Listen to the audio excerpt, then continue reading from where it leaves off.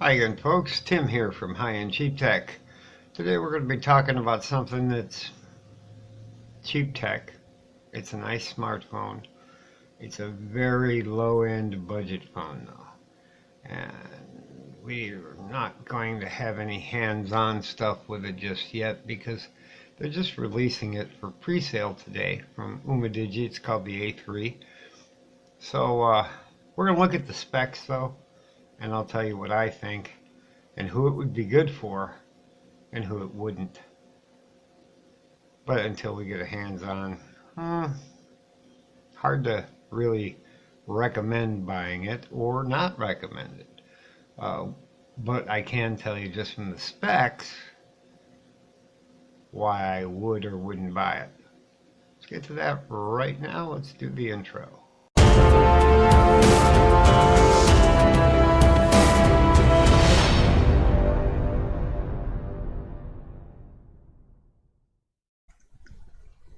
Alright folks, I'm back. So what we're looking at today is the Umidigi A3. Now this is their main page. I'll put a link to it in the description below. As always, I put them all in. Every page I'm going to show you will have a link. This is where you're going to get all the, some of the specs and all the pretty pictures. And all the hype. And believe me, it's going to look really good on the screen. However,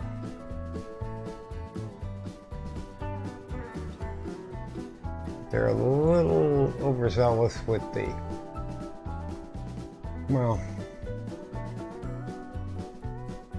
the looks end of it. Now, admittedly, this is an extremely low-priced device. I believe it's going to go for about 85 bucks. There's a pre-sale, starts today on the 20th of October. Maybe $79. Not a bad price for a 720p display. It is in-cell display, which I'm not even sure what that is. I probably should look that up and learn that, shouldn't I? I know what IPS is. It's basically an LCD display and it looks really good. 5.5 inch. Let's go over to the specs though. Next page.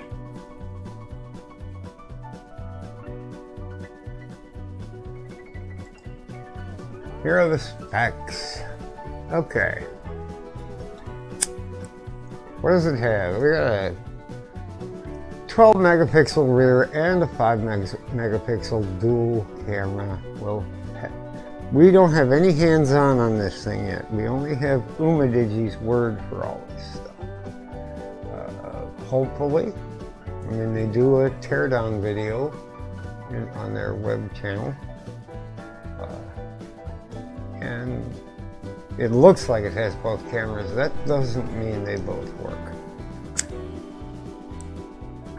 It's a 5.5 inch display, basically 1440 by 720. Now, here's where the downsides start coming. Right here. It's got a 1.5 gigahertz processor. Folks, that little talking intro I did at the beginning was done on my Blue Studio Energy 2, which has a 1.333 megahertz processor, or gigahertz, I'm sorry. But it was made in 2015. That might have been leading edge then. It does have Android 8.1.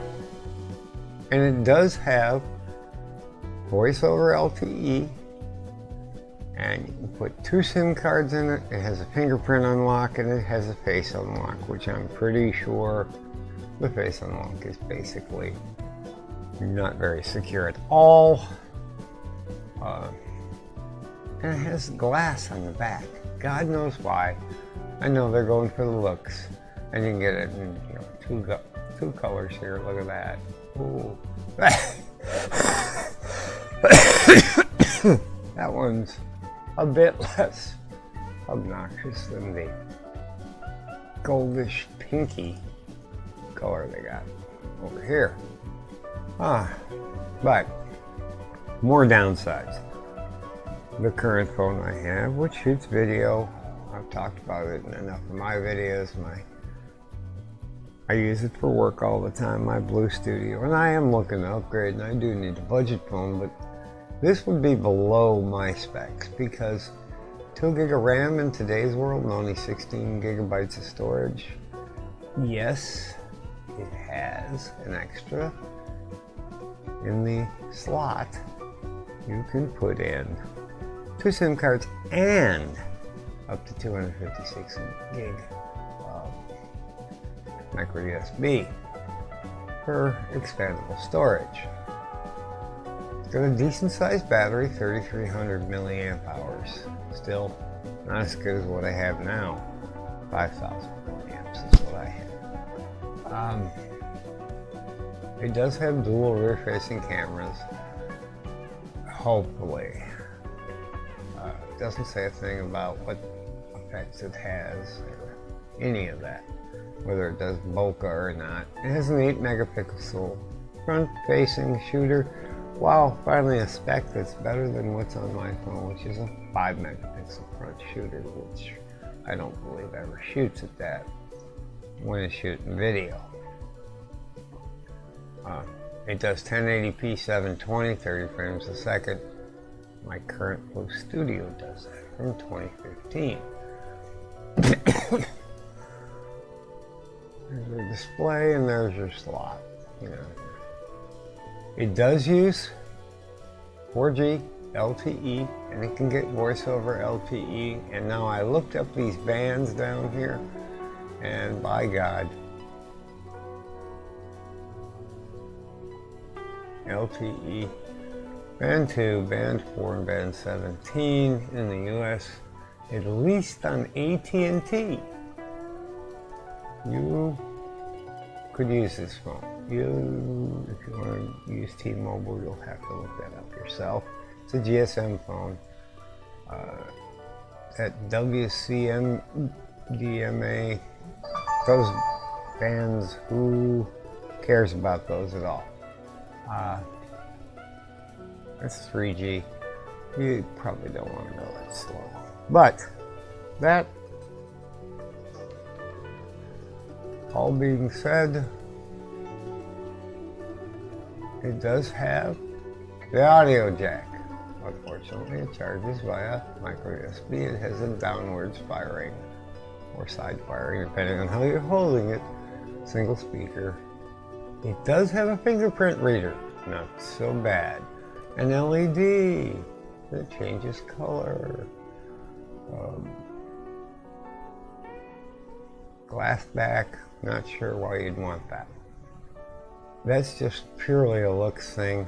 It's not lighter than a metal back. It does come with a case. Comes with the power adapter, the cable, and a screen protector. Yay! It's pre-applied, they say. So, that's what you're going to get when you buy this thing in the package. It doesn't show the case because, well, no, I guess it does. That's the case. It looks like a TPU case. I'm almost sure it is. Still better than nothing. Way better than nothing. Now, who would this phone be for? Well, that's simply being said, it wouldn't be for somebody who's been using Android for years and wants to move up in the world like me. But if you need a backup phone, you need a phone for your kid who's getting old enough that they can't let go of your phone and you just want to get them a phone they can watch YouTube on, perfect. By the way, the Wi-Fi is ABGN, although it will do 5G. They keep calling it 5G, which is incorrect, but it'll do the AC lower end speeds on the end. The end band goes up into, kind of crosses over with wireless AC, but it's not wireless AC by any means. So don't expect it to hook to your Wi-Fi router at home at 1 billion gigahertz a second. Does have stock Android 8.1 stock. Very important. No bloatware. You might find 1 or 2 Chinese apps on there. Probably not. They're pretty good about, at Umidigi, about not loading their phones up with anything. You may have 1 or 2 you have to uninstall. That processor and the RAM is a big problem. But, once again, I digress. If you need to get a phone for your kid, this would be okay. Make sure to put that case on it because they'll drop it, and that's why I don't like the glass case, because for the people I'm going to recommend this phone for, they're the most likely to drop their phone, having no idea that it's made out of glass. I'm okay with a plastic back. I've had a plastic back for years. The Pocophone F1 comes with a plastic back. But it would be good for mom, pop, grandpa, or grandma, who don't have anything but the old flip phone. Get them one of these, $85, teach them how to use it. They can probably use it for 2-3 years and be just perfectly happy with it. 3,300 milliamp battery. Your kid might churn through it in one day watching YouTube videos. And Insta Chat and Snapgram and all those other BS, social media sites. But, on the other hand, mom and pop and grandma and grandpa probably are not going to have much on screen time. They're going to use it when they need it. They're going to check sports scores for grandpa and your dad. And mom is going to check recipes and maybe go on Facebook and see if Aunt Clara put that new recipe up for chocolate chip cookies. That kind of thing.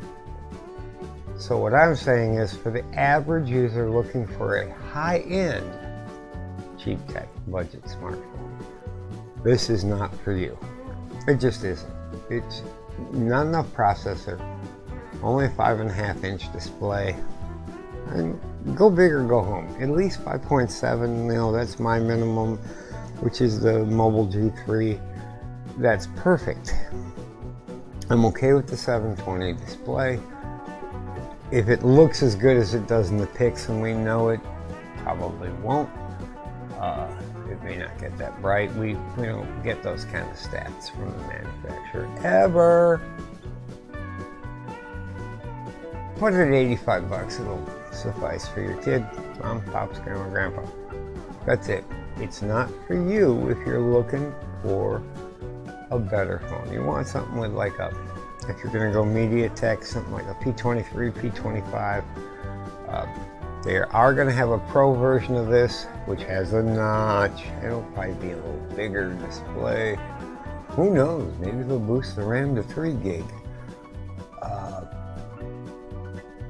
We don't know yet. They claim, that they're both coming out, but they don't have a word on their website about the A3 Pro. So, for now, we're stuck with that. On the other hand, it still might be worth going to their site. I will link this to. They're giving away 20 of these things in about 19 days. All you gotta do is go to the URL. I'll have it posted, and it'll pop up. You log in with, you can use Twitter, your email, whatever. And all you really have to do to get an entry is subscribe to their channel. Doesn't mean you have to watch their videos. It's kind of like coming to my channel. No one ever watches it. They just kind of come across them accidentally. It'd be nice if you would subscribe and give a thumbs up and all that good stuff, by the way. But all that being said, that's my conclusions on this phone. Is it any good? Can't tell you that for sure.